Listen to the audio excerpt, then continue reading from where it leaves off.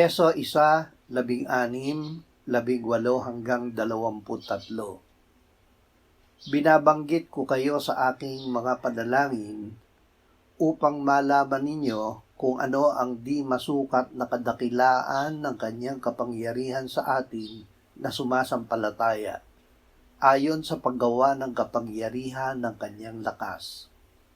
Kanyang isinagawa ito kay Kristo nang kanyang muling buhayin siya mula sa mga patay at pinaupo sa kanyang kanan sa sangkalangitan, higit na mataas kaysa lahat ng pabunuan, kapamahalaan, kapangyarihan at paghahari, at sa bawat pangalan na pinangalanan, hindi lamang sa panahong ito, kundi maging sa darating na panahon.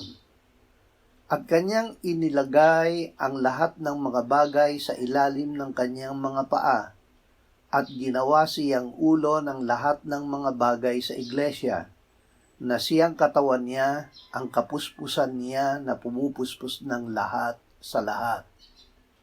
Ang kapangyarihang bigay sa atin. Anumang kakayahan na angkin natin ay may limitasyon.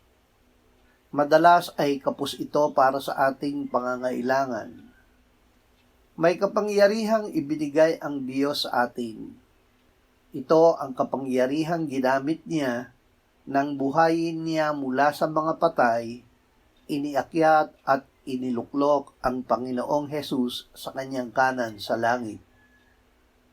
Ang kapangyarihang ito ay nasa Panginoong Hesus, at dahil tayo ay mga bahagi ng kanyang katawan, ito rin ay nasa atin na sumasampalataya sa kanya.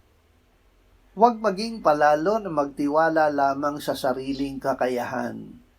Hingin ang kapangyarihang ito na ibinigay sa atin ng Diyos.